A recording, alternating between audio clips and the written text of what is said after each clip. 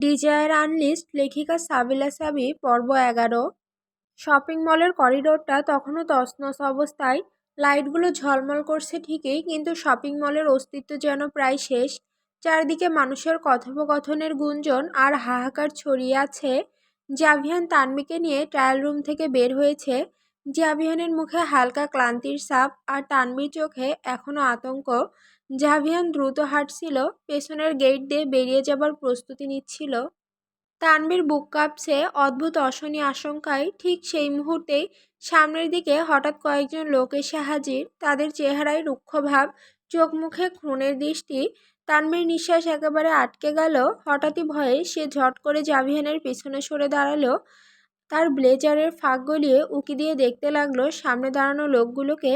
মনের ভেতর একটাই চিন্তা, শেষ, এরা আবার আমাকে আর ওনাকে গুলি করে মেরে ফেলবেই। কিন্তু ঘটল উল্টো। লোকগুলো জাভিয়ানের দিকে একবার গভীরভাবে তাকালো। চোখে মুখে কেমন এক আতঙ্ক ভেসে উঠল। তাদের ভঙ্গি বদলে গেল মুহূর্তেই। তারা যেন এক অদৃশ্য নির্দেশ মেনে নীরব সম্মতিতে সরে গেল পাশ কাটিয়ে। কেউ আর এগিয়ে এলো না, এক প্রকার দৌড়ে সরে গেল অন্যদিকে। তানভি হতভম্ব, এদিকটায় আর ফিরেও তাকালো না তারা। তানভি জাভিয়ানের পিঠে কেঁপে ওঠা আঙুল চেপে ধরে ফিসফিস করে বলল, ওরা ওরা চলে গেল কেন? জাভিয়ান শুধু এক কোণে ঠোঁট বাঁকিয়ে হালকা হাসল, কোনো উত্তর দিল না। তার চোখে তখন এক রহস্যময় ধীরতা, যেন এই শহরের অন্ধকারের মাঝেও তাকে দেখেই সবাই পিছু হটে যায়। শপিং মলের পেছনে কাচের দরজা ঠেলে বাইরে বের হয়ে সামনের দিকের গেটের পার্কিং লটে আসতেই জাভিয়ান এক মুহূর্তে খেয়াল করল রায়হান গাড়ির সামনে দাঁড়িয়ে, যেন সবকিছু আগেই আন্দাজ করে রেখেছিল। সে এগিয়ে এসে দ্রুত বলল, স্যার, আপনি আর মিস গজদন্তনী ঠিক আছেন তো? জাভিয়ান সংক্ষিপ্ত উত্তর দিল, গলায় একটুখানি রুক্ষতা মিশিয়ে বলল, চলো, এক্ষুনি বের হতে হবে এখান থেকে। এক মুহূর্ত দেরি না করে রায়হান গাড়ির ড্রাইভিং সিটে বসে পড়ল। জাভিয়ান তানবিকে নিয়ে পেছনের সিটে বসলো। গাড়ি স্টার্ট নিতেই শহরের আলো পেছনে মিলিয়ে যেতে লাগলো। হঠাৎ তানবি বুকের ভেতর হাত চেপে ধরে ধীরে বলল, আমার পেটের মধ্যে না একটা প্রশ্ন অ্যাকোরিয়ামের জেলিফিশের মতো লাফাচ্ছে। জাভিয়ান তার দিকে একবার ঘুরে তাকালো, চোখে তীক্ষ্ণ ঝলক, যেন প্রশ্নটার আগাম আন্দাজ পাচ্ছে। ড্রাইভ করতে করতে রায়হানও কৌতূহলী কণ্ঠে জিজ্ঞেস করলো, কী প্রশ্ন মিস? তানভি দ্বিধায় কয়েক সেকেন্ড চুপ থাকলো, তারপর সরাসরি জাভিয়ানের চোখে চোখ রেখে বলল, আপনিও কি মাফিয়া? গাড়ির ভেতরে হালকা নীরবতা নেমে এলো। জাভিয়ান ঠোঁট বাঁকিয়ে ধীর গলায় জিজ্ঞেস করলো, তোমার মাথায় এমন ধারণা কেন এলো? তানভি সরাসরি বলল, ওই লোকগুলো আপনাকে দেখেই যেভাবে আতঙ্কে পালিয়ে গেল, আর আপনি তো রিকার্ডোর সাথে ডিলও করেন, তাই না? জাভিয়ান ঠান্ডা নিঃশ্বাস ছেড়ে উত্তর দিল, রিকার্ডো আমার কলেজের ক্লাসমেট ছিল। ওর বাবার সাথে আমার বাবার ব্যবসায়িক সম্পর্ক আছে, এর বেশি কিছু নয়। আমি কোনো মাফিয়া টাফিয়া নই। তানভি ভ্রুকুচকে প্রশ্ন ছুড়ল, তাহলে গুন্ডারা আপনাকে দেখেই এভাবে ছুটে পালালো কেন? জাভিয়ান হালকা হাসলো, চোখের কোণে রহস্যময় খেলা। হয়তো আমি দেখতে খুব ভয়ানক। তানভি একটা নিঃশ্বাস ছাড়ল, তারপর পুনরায় বলল, আমার পেটের মধ্যে আর একটা প্রশ্ন। তার কথা শেষ না হতেই জাভিয়ানের কপালে ভাঁজ ফেলে ধমক দিল, আর একটাও প্রশ্ন করবে না। যখন তুমি কথা বলো মনে হয় কানের সামনে ননস্টপ রেডিও বাজছে। তানভীর মুখ লাল হয়ে গেল, রাগে ফুঁসতে ফুঁসতে জবাব দিল, আপনি জানেন এই ননস্টপ রেডিও শোনার জন্যই ভার্সিটিতে সবাই আমার জন্য পাগল ছিল। সবাই তো এটাও বলতো আমি কথা বলতে বলতে হাসলে অনেক সুন্দর লাগে আমাকে।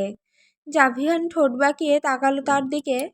কে বলেছে তুমি হাসলে সুন্দর লাগে? তানভি ঠোঁট কামড়ে মাথা উঁচু করে বলল, কেন দেখেন না আমার দাঁতের কিনারায় দাঁতের উপর আরও দুটো দাঁত আছে, এটার জন্যই আমার হাসি আলাদা লাগে।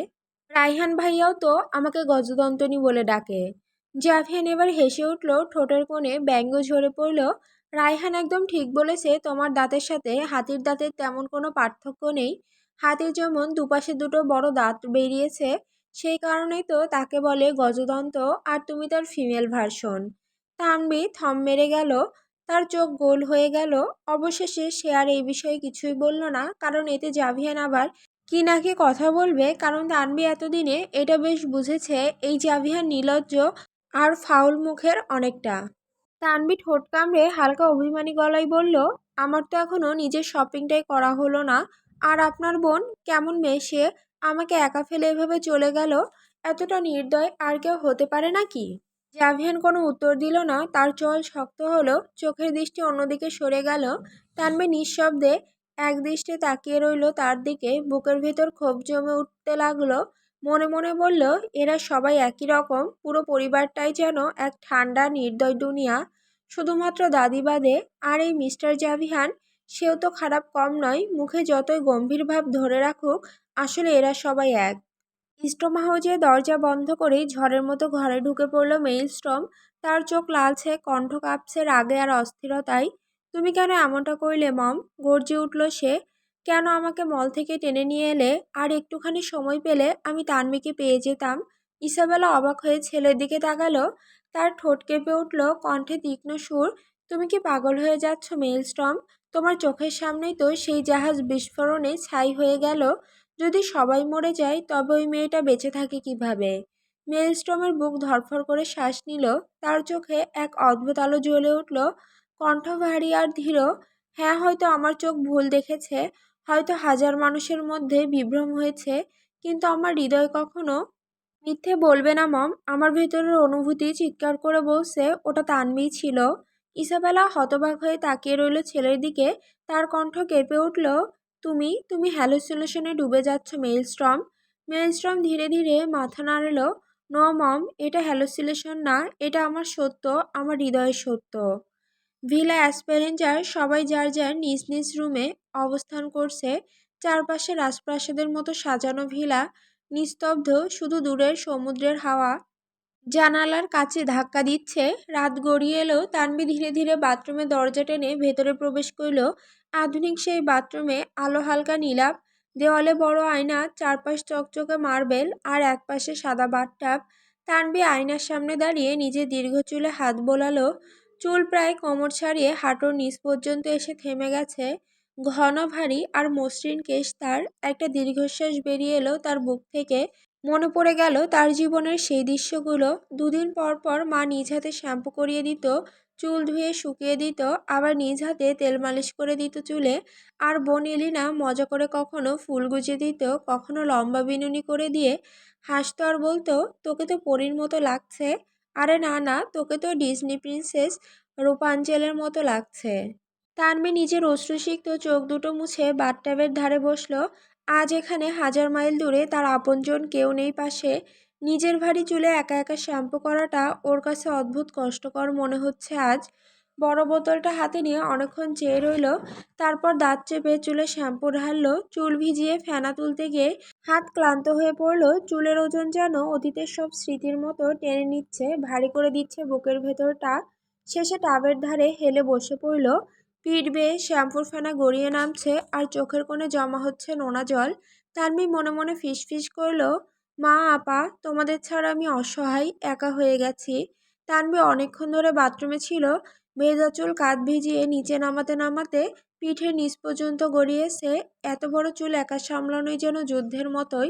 হাত ব্যথায় অবশ হয়ে আসছে, তবু দাঁতে দাঁত চেপে চুল ধুয়ে শাওয়ার নিয়ে বের হলো সে।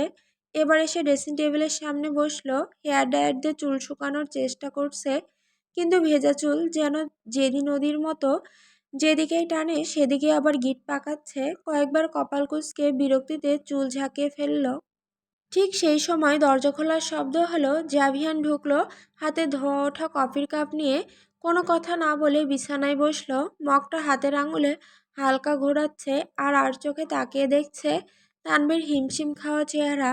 চুল শুকানোর চেষ্টায় তানভীর ঠোঁট কামড়ে ধরা, ভেজা গালের পাশে ছোট ছোট চুল লেগে আছে। তার ভঙ্গিটা এক অদ্ভুত মায়া ছড়াচ্ছিল, কিন্তু জাভিয়ান কিছুই বলল না, শুধু চুপচাপ তাকিয়ে দেখলো একবার। কিছুক্ষণ পর তানভী আয়নার সামনে বসে তখনও চুল শুকাতে ব্যস্ত, হাতে হেয়ার ড্রায়ার, চুলের ভেতর আঙুল চালিয়ে যাচ্ছিল। কিন্তু হঠাৎই ড্রায়ার তার হাত থেকে নিয়ে নিল জাভিয়ান।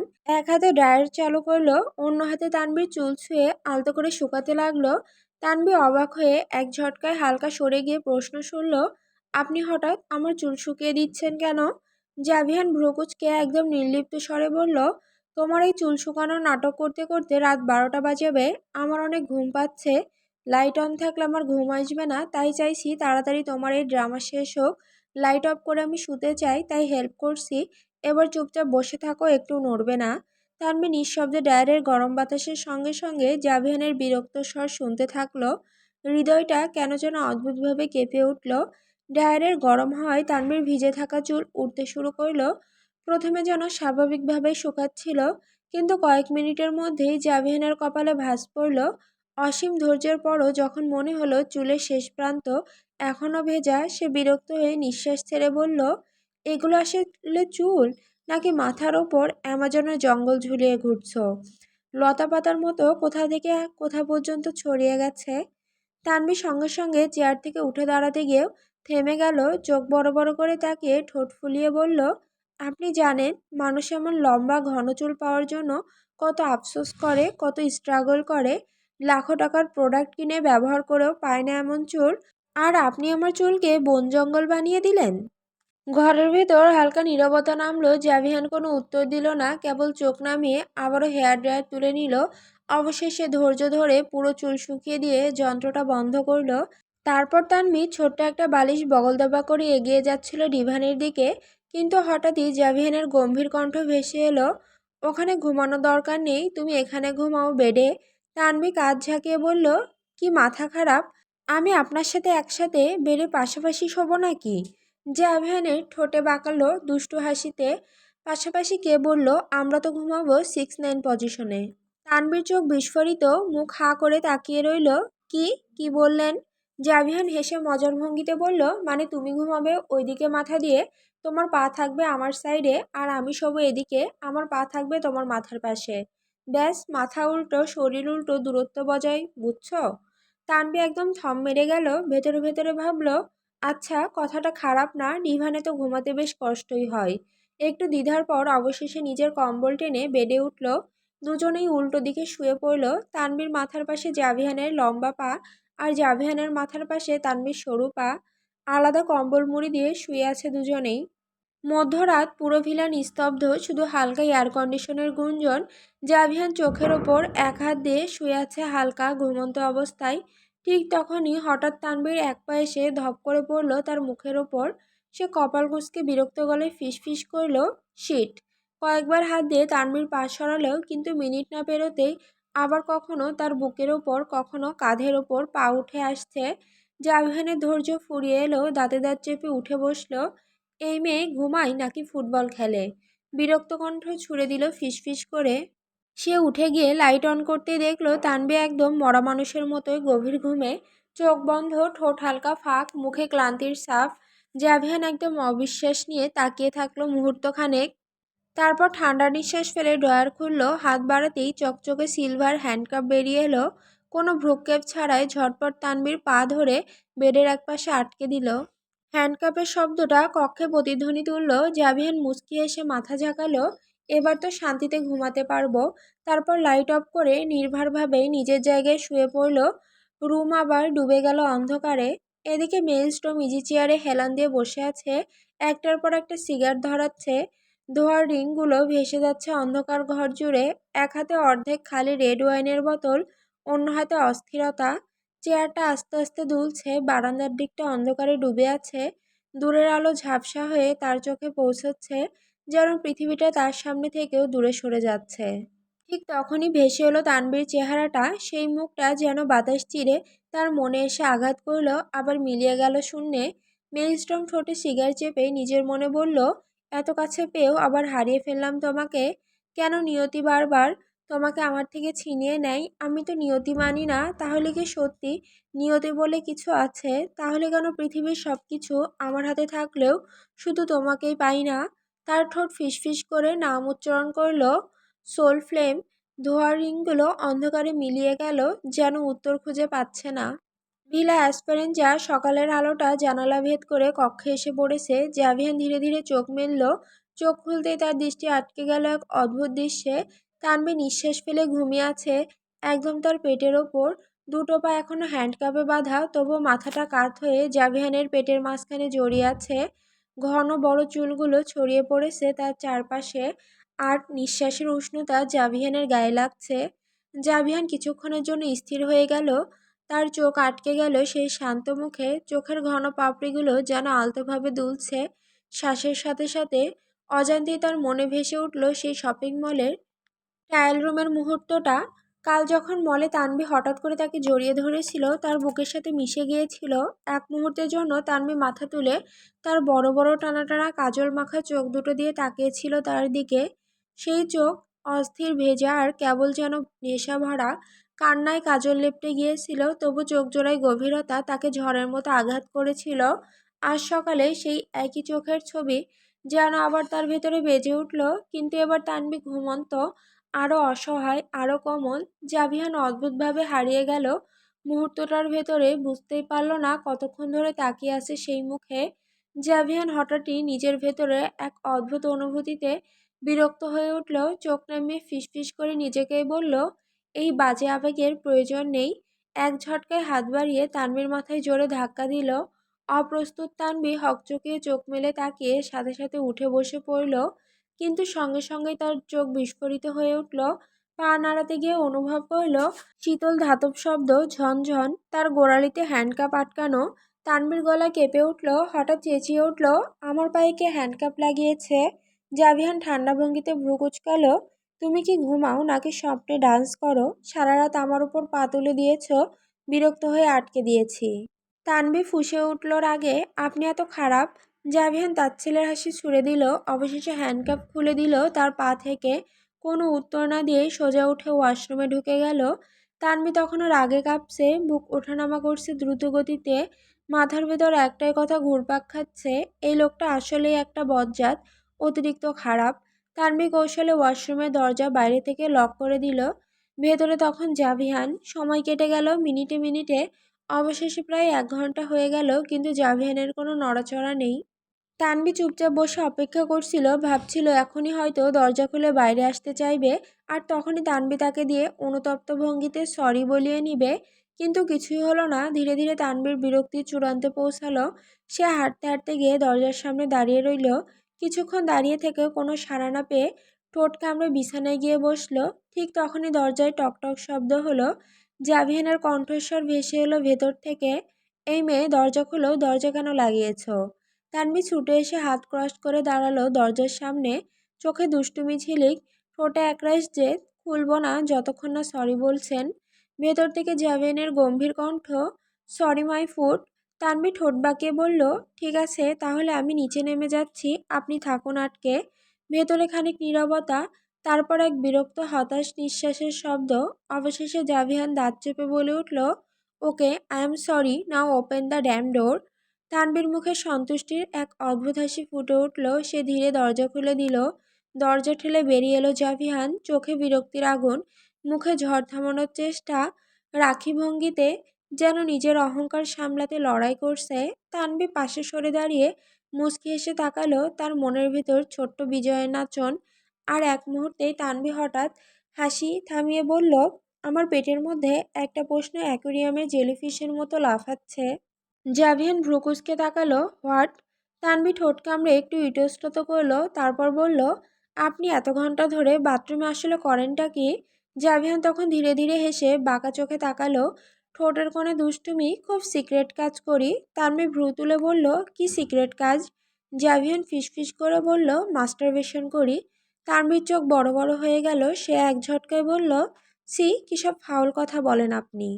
একে বলেই আর এক মুহূর্ত জাভিয়ানের সামনে দাঁড়ালো না, সে দরজা ঠেলে দ্রুত নিচে নেমে গেল। জাভিয়ান একা দাঁড়িয়ে বাঁকা হাসল, তার ঠোঁটে মৃদু স্বরে ফিসফিস, অপদার্থ মেয়ে একটা। স্টোম হাউস, সকালবেলা। মেইলস্টোমের চোখ লালচে হয়ে উঠেছিল, তার সামনে মেঝেতে পড়ে আছে নিজের দলের কয়েকজন লোক। দম নিতে হাঁপাচ্ছে কেউ, কেউ আবার আর নড়ছে না। সে বন্দুক নামিয়ে কষে দাঁত চেপে বলল, আমি 24 ঘন্টার ডেডলাইন দিয়েছিলাম, মলের সিসিটিভি ফুটেজ আনতে বলেছিলাম, আর তোরা সেটা আনতে পারিসনি। উল্টো বলছিস সেদিন সব সিসি ক্যামেরার ফুটেজ সব ধ্বংস হয়ে গেছে। তার কণ্ঠে এমন গর্জন ছিল যেন পুরো ঘর কেঁপে উঠল।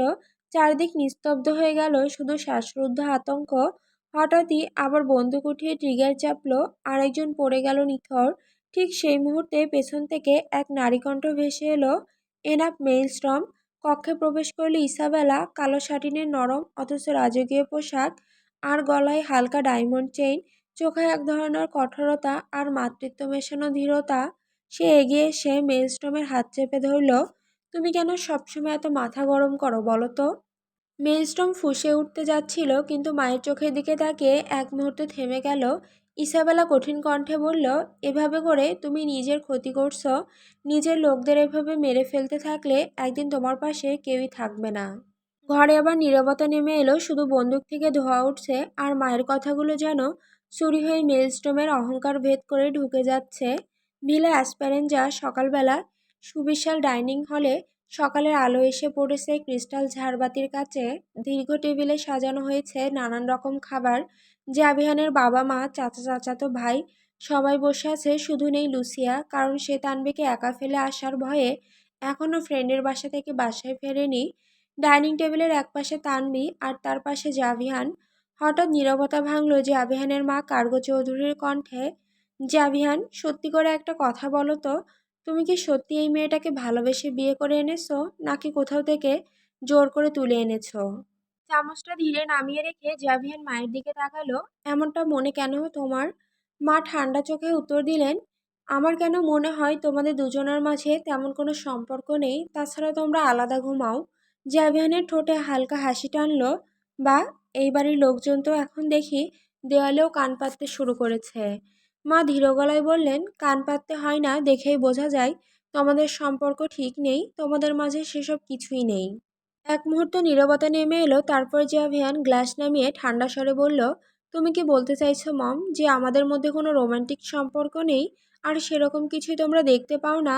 ওকে, তাহলে আজ তোমাদের সেই রোমান্টিক ক্লাইম্যাক্স দেখাই। এবার হঠাৎ করেই জাভিয়ান তানভীর হাত ধরে টেনে নিল নিজের কোলের ওপর।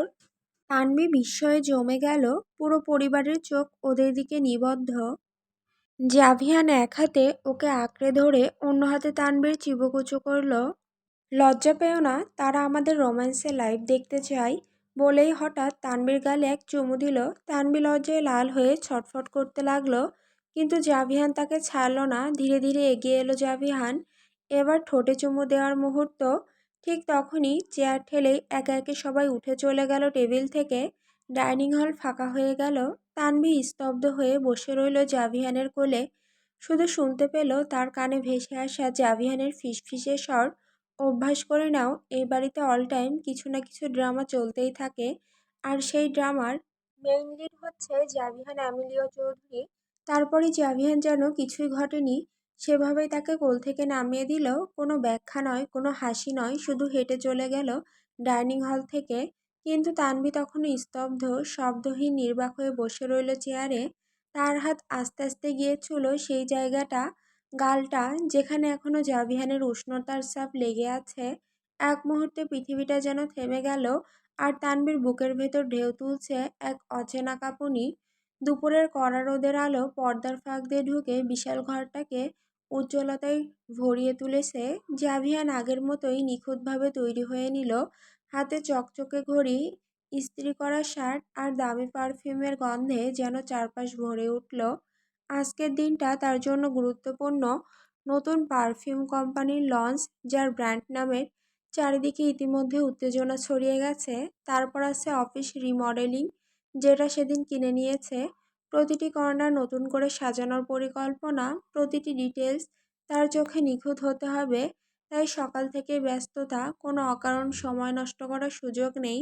একবারও পেছনে না তাকিয়ে জাভিয়ান নিঃশব্দে বেরিয়ে গেল ভিলা অ্যাসপারেঞ্জার সেই বিশাল করিডোর পেরিয়ে। তানভী তার চোখের সামনে একবারও পড়েনি সেই ডাইনিং টেবিলের ঘটনার পর। জাভিয়ানের চলে যাওয়া কিংবা প্রস্তুতির কোনো ছাপ তার সামনে এসে পড়েনি। এই অদৃশ্য দূরত্ব যেন আরও একবার মনে করিয়ে দিল তাদের জগৎ, তাদের জীবন একসাথে থেকেও কত ভিন্ন। সন্ধ্যা নামতেই মেক্সিকোর এক নামি দামি ক্লাবের ভেতর জমে উঠছে আলো আর সুরের ঝলক। জাভিয়ান রায়হানকে সাথে নিয়ে ভেতরে ঢুকলো। আজ তাদের এক মেক্সিকান বন্ধুর জন্মদিন, আর সে উপলক্ষে ছোটোখাটো পার্টি। ভিআইপি লাউঞ্জের এক কোনায় নরম সোফায় বসলো দুজন। আশেপাশে তাদের মেক্সিকো থেকে আসা বন্ধুরা ইতিমধ্যে বসে গ্লাস হাতে আড্ডা দিচ্ছে। ওয়েটার ট্রেতে করে ড্রিঙ্ক সাজিয়ে রাখলো। কেউ কেউ শট গ্লাস এক চুমুকে শেষ করে ফেললো। জাভিয়ান আস্তে করে একটা সিগার ধরালো। ধোঁয়ার রিং ভেসে উঠতেই পাশে বসা বন্ধু হেসে বলল, এই ভাই, আজকাল তোকে খুঁজে পাওয়াই যায় না। আরেকজন মজা করে যোগ দিল, পাবে কিভাবে, এখন তো ভদ্রলোক বিয়ে করে ফেলেছে, নতুন বউ রেখে আর কেই বা ক্লাবে আসে। চারপাশে হো হো করে হাসি ছড়িয়ে পড়ল। জাভিয়ান গ্লাস হাতে নিয়ে ঠান্ডা গলায় বলল, আরে বাদ দে এসব কথা, তোদের কথা বল। ঠিক তখনই এক মেয়ে এসে পাশের এক বন্ধুর কোলের উপর বসলো, আর সেই বন্ধুটি তার সাথে সহজভাবে ফ্লার্ট করতে শুরু করলো। গলায় গলায় হেসে উঠল। পাশ থেকে আরেকজন বন্ধু ঠাট্টা করে বলল, ওরে শালা, তোর গার্লফ্রেন্ড জানলে তো তুই শেষ। সে অবহেলা ভরা ভঙ্গিতে কাঁধ ঝাঁকালো, সিগারেট ধোঁয়া ছাড়তে ছাড়তে বলল, আরে ধুর, জানলেই বা কি, লাইফ মানেই তো এনজয়, একজন নিয়েই পড়ে থাকলে কি চলে নাকি। রাত হয়ে এসেছে, বারের ভেতর আলো ঝলমলে পরিবেশ। কোণের টেবিলে বসে আছে জাভিহান আর রাইহান, চারপাশে গ্লাসের টুংটাং হালকা সঙ্গীত আর হাসাহাসি চলছে। হঠাৎ তার এক বন্ধু কোথা থেকে এগিয়ে এসে বলল, এই যাবি, আজকে এখানে নতুন একটা মেয়ে এসেছে, শুনেছি কাউকে পাত্তা দিচ্ছে না, তুই একবার দেখ, আমি বাজি রাখি তোর উপরই ফিদা হয়ে যাবে।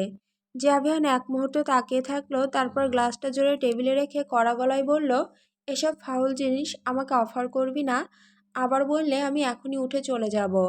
পরিস্থিতি সামলাতে আরেকজন হেসে বলল, আরে দোস্ত, ও মজা করছে, আমরা তো জানি তুই এসবের মধ্যে নেই, কিন্তু সত্যি বলতে কি, তুই হঠাৎ করে বিয়ে করে ফেললি, এটা এখনো বিশ্বাস করতে পারছি না।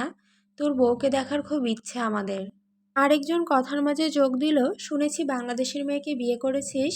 সাথে সাথে আরেকজন বলল, আরে ও তো ওর বাবার চাপে পড়ে করেছে। তখন আরেকজন ঠাট্টা করে হেসে বলল, যাই হোক, জাভিয়ান যেহেতু কোনো মেয়েকে বিয়ে করেছে, মেয়েটা নিশ্চিত দারুণ কিছু একটা হবে, মানে সেরা মাল হবে। এতটুকু শুনে জাভিয়ানের চোখ লাল হয়ে উঠল। ভেতরে রাগ চেপে রাখতে সে একের পর এক ড্রিঙ্ক গলায় ঢালতে শুরু করলো। প্রথমে ধীর গতিতে, তারপর হঠাৎ যেন নিয়ন্ত্রণ হারিয়ে ফেলল। কখন যে নেশা মাথার উপর দিয়ে গেল সে বুঝতেই পারল না। বাকি সবাই ডান্স ফ্লোরে চলে গেল, আলো ঝলমলে মিউজিকের তালে হারিয়ে গেল। কোণে শুধু বসে রইল জাভিয়ান আর রাইহান। রাইহান উৎকণ্ঠিত চোখে তাকিয়ে বারবার বলল, স্যার, আপনি যথেষ্ট খেয়েছেন, প্লিজ আর নয়, এখনই বাড়ি ফিরি, আমরা চলুন। জাভিয়ান তখন আধো মাতাল কণ্ঠে হেসে ফেলল, এই রায়হান, রিং তো শেষ, আরও নিয়ে আসো। তারপর গ্লাসটা তুলে নিয়ে ঝাপট মেরে শেষ চুমুক দিল। কিছুক্ষণের মধ্যেই সোফার উপর ঢলে পড়ে গেল জাভিহান, চোখ আধ খোলা, নিঃশ্বাস ভারী, টেবিলের ওপর ছড়িয়ে ছিটিয়ে খালি গ্লাস, তার শরীর থেকে ভেসে আসতে তীব্র অ্যালকোহলের গন্ধ। ঠিক তখনই তার বন্ধুরা ডান্স ফ্লোর থেকে ফিরে এলো, আর এক ঝলক জাভিয়ানের দিকে তাকিয়েই সবাই থমকে গেল। এ কি জাভি, বিস্মিত কণ্ঠে বলে উঠল একজন, ওর এই অবস্থা কেন? রায়ান দ্রুত জাভিয়ানের নাড়ি পরীক্ষা করলো, তারপর জাভিয়ানের বন্ধুদের দিকে তাকিয়ে গম্ভীর গলায় বলল, স্যারকে আর এখানে রাখা যাবে না, অবস্থা খারাপ। তখন রায়হান এগিয়ে এসে জাভিয়ানের একপাশে হাত কাঁধে তুলে নিল, অন্য হাতে শক্ত করে চেপে ধরল জাভিয়ানের কবজি। জাভিয়ানের মাথা ঝুঁকে আছে রায়হানের কাঁধে, নিস্তেজ আর ভারীভাবে। ধীরে ধীরে তাকে বাইরে নিয়ে যেতে লাগলো রায়হান, আর এদিকে জাভিয়ানের বন্ধুরা নির্বাক দাঁড়িয়ে রইল, বিশ্বাসই করতে পারছিল না তারা, যে অহংকারী কড়া নিয়ন্ত্রণে থাকা জাভিয়ান আজ এভাবে মাতাল হয়ে ভেঙে পড়েছে। বারের আলো ঝলমলে পরিবেশে হঠাৎই জাভিয়ানের মুখ অস্বাভাবিকভাবে ফ্যাকাশে হয়ে গেল। রায়হান কিছু বুঝে ওঠার আগেই উহু, জাভিয়ান হঠাৎ রায়হানের উপর পুরো বমিট করে ফেলল। রায়হান স্তম্ভিত হয়ে কয়েক সেকেন্ড দাঁড়িয়ে রইল, তারপর কণ্ঠে ফিসফিস করে উঠল, স্যার, এটা এটা আপনি আমার উপরই করলেন, শেষমেশ আমাকেই বেছে নিলেন। চারপাশে কয়েকজন ঘুরে তাকালেও রায়হান নিজেকে সামলে দ্রুত বার কাউন্টারের পাশে ছোট্ট ওয়াশরুমে ঢুকে গেল। ভেতরে গিয়ে নিজের শার্ট খুলে কলের নিচে জোরে জোরে ঘষতে লাগলো। 5 মিনিট পর রায়হান ভেজা শার্টটা গায়ে চাপিয়ে নিল। বারের বাইরে তখনও হালকা গানের সুর বাজছে, কিন্তু রায়হানের চোখে চিন্তা আর অস্বস্তি স্পষ্ট। তারপর সে সরাসরি জাভিয়ানের কাছে গিয়ে পানি দিয়ে জাভিয়ানের মুখ ধুয়ে দিল, টিস্যু দিয়ে মুছে দিল। শেষমেশ রায়হান আগের ভঙ্গিতেই জাভিয়ানকে নিয়ে বাইরে বেরিয়ে এলো। বাইরে স্তব্ধ রাত, আকাশে হালকা কুয়াশা, গাড়ি সামনের দিকেই দাঁড়িয়ে। রায়হান গাড়ির দরজা খুলে জাভিয়ানকে বসিয়ে দিল, আর সিট বেল্ট বেঁধে দিয়ে নিজে গিয়ে বসলো ড্রাইভিং সিটে। রায়হান গাড়ি স্টার্ট দিল, পাশের সিটে জাভিয়ান আধো ঘুমন্ত ভঙ্গিতে মাথা হেলিয়ে রেখেছিল। হঠাৎ করে জাভিয়ান গম্ভীর গলায় বলল, রায়হান, গাড়িটা ফার্ম হাউসে নাও। স্টিয়ারিংয়ে হাত রেখে রায়হান অবাক হলো, স্যার, বাড়ি যাবেন না? মিস গজদন্তনী তো চিন্তা করবে, এতক্ষণ ধরে হয়তো অপেক্ষা করছে। জাভিয়ান ভ্রুকুচকে উত্তর দিল, ওর কারণেই যাচ্ছি না। রায়হান চমকে উঠল, মানে স্যার, ওনার জন্য বাড়ি ফিরবেন না?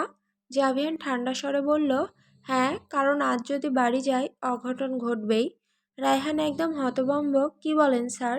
এতদিনেও আপনাদের অঘটন ঘটেনি? মানে আপনাদের ইয়ে কিছু হয়নি? জাভিয়ান মুখ ঘুরিয়ে বিরক্ত গলায় বলল, ইয়ে আবার কি? ও আচ্ছা, বুঝেছি। না, হয়নি। রায়হান চোখ বড় করে তাকালো। স্যার, এক বাড়িতে এক রুমে থেকে এখনো কিছুই হয়নি? না। জাভিয়ানের কণ্ঠ দৃঢ়। রায়হান এবার হালকা হেসে মাথা নাড়ল। স্যার, তাহলে তো আপনাকে হার্বাল খাওয়ানো দরকার। বউ পাশে থেকেও যিনি নিজেকে সামলাতে পারেন তিনি সাধারণ মানুষ নন। জাভিয়ান তখন ঠান্ডা চোখে তাকিয়ে দাঁতে দাঁত চেপে বলল, শাট আপ রায়হান, সামনে তাকাও আর গাড়ি ঠিকভাবে চালাও। রায়হান মুখ চেপে হেসে দিল। গাড়ি রাতের আঁধারে দ্রুত গতিতে ফার্ম হাউসের দিকে ছুটতে লাগলো। রাতটা নীরব। তানভি বিছানার ধারে বসে আছে। চারপাশে এত বড় ঘর, এত আধুনিক সাজসজ্জা, তবুও কেন যেন অস্বস্তি লাগছে। মনে মনে ভাবছে, অদ্ভুত তো, যতদিন ধরে দেখছি জাভিয়ান সবসময় তাড়াতাড়ি বাড়ি ফেরে, আজ এত রাত হয়ে গেল এখনো ফিরছে না কেন? মুখে ঠোঁট কামড়ে ধীরে ধীরে বিড়বিড় করল, থাক বদমাইশটা, বাড়িতে না থাকলেই তো শান্তি পাচ্ছি। কিন্তু হৃদয় যেন মুখের কথা শুনতে চাইল না। বুকের ভেতর একটা হাহাকার উঠল, নিঃশব্দে ফিসফিস করল, কিন্তু কেন এত অস্থির লাগছে? উনি না থাকলেই কি সত্যি শান্তি লাগছে, নাকি খালি খালি মনে হচ্ছে কিছু? তানভি জানালার পাশে গিয়ে দাঁড়ালো। অচেনা আকাশের দিকে তাকিয়ে হঠাৎ বুঝতে পারল, শান্তি আর অসুস্থতির মাঝখানে জাভিয়ান নামের একটা ছায়া আটকে আছে। হঠাৎ করে জাভিয়ানের কক্ষের ভেতরে রাখা ল্যান্ডলাইনে ফোনটা বেজে উঠল। তানভি একটু চমকে উঠে ফোনটা ধরল। অপর প্রান্ত থেকে রায়হানের গম্ভীর গলা ভেসে এলো, মিস গজদন্তনী, এখনই পেছনের গেটে আসুন। স্যার আমার সাথে আছে, কিন্তু স্যার অনেকটা ড্রাঙ্ক অবস্থায়। তানভীর বুক ধক করে উঠল। ফোন নামিয়ে রেখে তাড়াহুড়ো করে পেছনের মেন গেটের দিকে ছুটে গেল। আর সত্যি ওখানে দাঁড়িয়ে রায়হান, আর তার কাঁধে ভর দিয়ে আধশোয়া জাভিয়ান। মুখে একরাশ ক্লান্তি, চোখ আধবোজা, অগোছালো ভঙ্গি। রায়হান এগিয়ে এসে তানভীর হাতে প্রায় ঠেলে দিল জাভিয়ানকে। জাভিয়ানের ভারে তানভীর শরীর কেঁপে উঠল। সে প্রায় হোঁচট খেয়ে পড়ে যাচ্ছিল। শ্বাসকষ্টে ভরা কণ্ঠে তানভি বলল, না রাইহান ভাইয়া, আমি পারবো না। ওনাকে আপনার মতো মেয়ের পক্ষে বহন করা অসম্ভব। আপনি প্লিজ ওনাকে ঘরের ভেতর দিয়ে আসুন। রায়হান একটু অস্বস্তি নিয়ে মাথা নাড়ল, তারপর আবার নিজের কাঁধ বাড়িয়ে দিল জাভিয়ানের জন্য। রায়হান জাভিয়ানকে ধরে কক্ষে নিয়ে এলো। বিছানার কাছে পৌঁছাতেই তাকে আলতো ধাক্কা দিয়ে বিছানার উপর ফেলে দিল। মুখে দুষ্টু হাসি টেনে তানভীর দিকে তাকিয়ে বলল, এই নিন, এবার সামলান ওনাকে, বলেই রায়হান চলে যেতে উদ্যত হয়। আর তখনই তানভি তাড়াতাড়ি পিছু ডাকলো, গলায় হালকা উৎকণ্ঠার সুর, শুনছেন রায়হান ভাইয়া, প্লিজ ওনার পোশাকটাও পাল্টে দিয়ে যান না। রায়হান চোখ কুঁচকে তাকালো তানভীর দিকে, ঠোঁটে কৌতুক মাখা টান খেললো, বা মিস, হাজব্যান্ড আপনার, আর পোশাকও পাল্টে দিতে হবে আমাকে? তানভীর মুখ লজ্জায় লাল হয়ে উঠল, কোনো জবাব দিতে পারল না, শুধু চুপচাপ চোখ নামিয়ে দাঁড়িয়ে রইল। রায়হান মজা পেয়ে হেসে উঠল, আচ্ছা আচ্ছা, চিন্তা নেই। সে আলমারি খুলে একজোড়া নরম সিল্কের নাইট স্যুট বের করলো। জাভিয়ানের আলমারি একমাত্র রায়হান খুলতে পারে। আর বর্তমানে তানভি। কিছুক্ষণ পরেই জাভিয়ানের গায়ে শোভা পেল গাঢ় কালো রঙের সিল্কের শার্ট আর শর্টস। সব কিছু গুছিয়ে রায়হান দরজার কাছে গিয়ে হালকা হাত নাড়ল, হয়ে গেছে, এখন সামলান নিজের জিনিস। দরজা বন্ধ হওয়ার শব্দের পরে ঘরে রইল শুধু তানভি আর জাভিয়ান। তানভি বিছানার পাশে দাঁড়িয়ে তাকিয়ে রইল। জাভিয়ান শুয়ে আসে নির্লিপ্ত ভঙ্গিতে, কিন্তু হঠাৎ করে চোখ আধখোলা করে ধীরে বলল, রায়হান, পানি খাবো, পানি। কিছুক্ষণ বাদেই তানভি ট্রেতে করে পানি নিয়ে এলো। গ্লাসে অস্বাভাবিক টক লেবুর রস মিশিয়ে নিয়েছিল সে। চুপচাপ এসে জাভিয়ানের পাশে বসলো, মৃদু গলায় বলল, এই নিন, পানি খান। জাভিয়ান তখনও অর্ধচেতন। মাথা সামান্য উঁচু করে চোখ মেলল, দৃষ্টি ঝাপসা, তবু স্পষ্ট দেখতে পেল সামনে বসা মেয়েটিকে। অবাক হয়ে ফিসফিস করল, তুমি তানভি, ফার্ম হাউসে এলে কিভাবে? তানভি তার উত্তর না দিয়ে গ্লাসটা এগিয়ে দিল, আগে পানি খান। জাভিয়ান ধীরে গ্লাসটা ঠোঁটে নিল, এক চুমুক দিতেই মুখ কুঁচকে উঠল, উফ, এটা কি জঘন্য জিনিস! সি, মুখটাই নষ্ট করে দিলে। তানভি এবার একটু জোর করেই তাকে পানি পান করালো। পানি অর্ধেক শেষ হতেই গ্লাস রেখে সে উঠে যেতে চাইল, কিন্তু হঠাৎই জাভিয়ানের হাত এগিয়ে এলো, দৃঢ়ভাবে চেপে ধরল তানভীর কবজি। ডোন্ট গো, গভীর কর্কশ কণ্ঠস্বরে বলল জাভিয়ান। এরপর নিজের ভারসাম্য রাখতে না পেরে জাভিয়ান হঠাৎই তাকে টেনে আনলো নিজের ওপর। দুজনেই বিছানায় পড়ে গেল। তানভি পড়ল একেবারে জাভিয়ানের বুকের ওপর। আর জাভিয়ানের দম বন্ধ করা উত্তপ্ত নিঃশ্বাস গাল ছুঁয়ে যাচ্ছে তার। তানভি থমকে গেল, চোখ তুলে তাকাতেই বুক কেঁপে উঠল তার। জাভিয়ানের দু চোখ রক্তাভ হয়ে আছে, নেশায় ভরা, তীক্ষ্ণ আর ঝড়ো দৃষ্টিতে যেন তাকে গ্রাস করছে। তানভি তড়িঘড়ি করে ছাড়াতে চাইল। আমাকে ছাড়ুন, কি করছেন আপনি? জাভিয়ান কোনো উত্তর দিল না, তাই তানভি পুনরায় বলল, আমাকে ছাড়ছেন না কেন? আপনি আসলে কি চান? তখনই জাভিয়ানের হাত তার কোমরে আরো শক্ত হলো। ঠোঁটের কোণে রহস্যময় হাসি ফুটল জাভিয়ানের। তারপর সে ঝুঁকে এসে নিঃশব্দে ফিসফিস করে বলল, তোমাকে ভালোবাসতে চাই, একেবারে খাট ভেঙে ফেলার মতো ভালোবাসা। তানভীর বুক ধক করে উঠল, মুহূর্তেই মুখ লালচে হয়ে গেল। রাগে আর লজ্জায় সে মুঠি শক্ত করে জাভিয়ানের বুকে কষালো এক ঘষি। ছি, অসভ্য, বদমাইশ, লম্পট লোক, কী সব বাজে কথা বলছেন নেশার ঘরে। আর কে বলেছিল আপনাকে এসব আখেরি মদ গিলতে? জাভিয়ান তখনও হাসছিল, হালকা কিন্তু মাতালের মতো অস্থির হাসি। তানভি হালকা কণ্ঠে ফিসফিস করে বলল, ছাড়ুন আমাকে। কিন্তু তার কথা শেষ হবার আগেই জাভিয়ানের শক্ত বাহু আরো জোরে তাকে আবদ্ধ করল। তানভীর বুক ধড়ফড় করতে লাগলো, অনুভব করলো তার শরীর জাভিয়ানের উষ্ণ বুকের উপর ঠেসে ধরা। সে দেখলো এবার জাভিয়ানের ঠোঁট ধীরে ধীরে তার ঠোঁটের দিকে ঝুঁকে আসছে। তানভীর নিঃশ্বাস আটকে গেল, চোখে অদ্ভুত আলোড়ন ছড়িয়ে পড়ল। হঠাৎ করেই জাভিয়ানের দম ভারী হয়ে এলো। মুহূর্তের মধ্যেই তার চোখ আধো ঘুমে ঝাপসা হয়ে এলো, আর তানভীর ঠোঁট স্পর্শ করার আগেই সে গভীর ঘুমে ঢলে পড়ল। তানভি অবাক হয়ে তার মুখের দিকে তাকিয়ে রইল। শক্ত বাহু এখনো তাকে বেঁধে রেখেছে বুকের ভেতর। জাভিয়ানের হৃদস্পন্দন স্পষ্ট শোনা যাচ্ছে। তানভির ঠোঁট কেঁপে উঠল, মনে হলো তার সমস্ত দম যেন থেমে গেছে। সে চেষ্টা করলো নড়তে, কিন্তু জাভিয়ানের গ্রিপ এত দৃঢ় যে কোনোভাবেই পারল না। ঠিক তখনই ওর চোখ আটকে গেল জাভিয়ানের মুখে। লাভ শেপের চিকন পাতলা ঠোঁটের নিচে ডান পাশে ছোট্ট একটা তিল, অদ্ভুতভাবে আকর্ষণীয়। তার অনিচ্ছা সত্ত্বেও থেমে গিয়ে তাকিয়ে রইল সেই তিলের দিকে। রাতের আধো অন্ধকারে দুজনের নিঃশ্বাস মিশে গেল, একজন অচেতন ঘুমে, আরেকজন অচেনা কোনো আকর্ষণে।